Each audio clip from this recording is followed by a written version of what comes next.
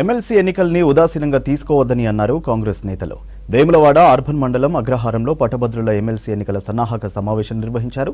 కార్యక్రమానికి ముఖ్య అతిథులుగా ఏఐసీసీ కార్యదర్శి విశ్వనాథన్, మంత్రి పొన్నం ప్రభాకర్, ప్రభుత్వ విప్ వేములవాడ ఎమ్మెల్యే ఆది శ్రీనివాస్ హాజరయ్యారు.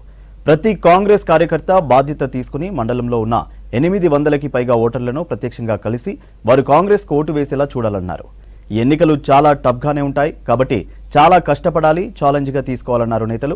ప్రతి ఒక్కరూ కష్టపడితేనే ఎమ్మెల్సీ ఎన్నికల్లో గెలుపు సాధ్యమవుతుందన్నారు. కాంగ్రెస్ పార్టీ అభ్యర్థి నరేందర్ రెడ్డిని గెలిపించుకోవాల్సిన బాధ్యత మనందరిదని అన్నారు కాంగ్రెస్ నేతలు.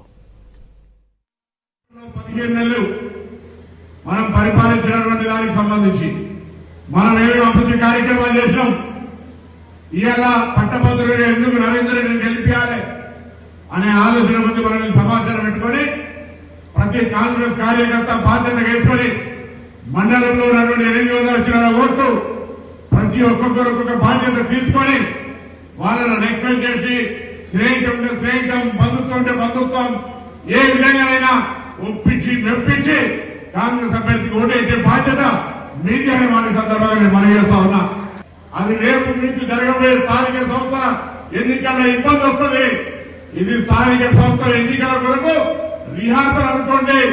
మీ ఊర్లో ఉన్న పట్టభద్రుల్ని కాంగ్రెస్ వైపు తిప్పుకొని కాంగ్రెస్ వైపు ఓటు వేసుకునే బాధ్యత మీది స్థానికంగానే మనం చేస్తా ఉన్నాం. ఏ విధంగానైనా సరే ఒక్క ఓటు పోకుండా కూడా చూసుకునే బాధ్యత ఆయా గ్రామాల్లో ఉన్నటువంటి నాయకత్వం. మీరు చెప్పండి, మీకు అవసరం ఉన్నప్పుడు తన మాట్లాడతాడు, అవసరం ఉన్నప్పుడు మేము మాట్లాడతామని చెప్తూ దయచేసి ఈ ఎన్నిక అభ్యర్థి ఆది శ్రీనివాస్ గారు, అభ్యర్థి నరేందర్ రెడ్డి గారు, అభ్యర్థి కాంగ్రెస్ పార్టీ మనం గెలిపించుకోవాల్సిన బాధ్యత మనదే.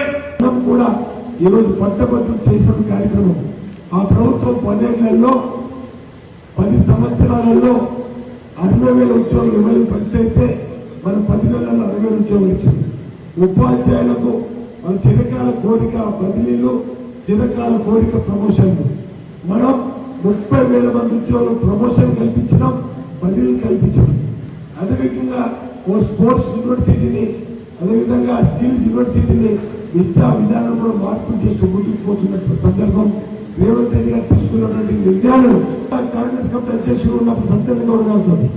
లేఖ రాయండి, మన ప్రభుత్వం వస్తే డబుల్ బెడ్రూమ్ ఇంద్రం ఇస్తామని అనౌన్స్మెంట్ చేపించినటువంటి ధైర్యం, అదేవిధంగా పి సచివ్ రేవంత్ రెడ్డి గారిని మనం సంఖ్య పెళ్లి నిద్ర చేసినప్పుడు చెప్పింది గమనించి విక్రమార్క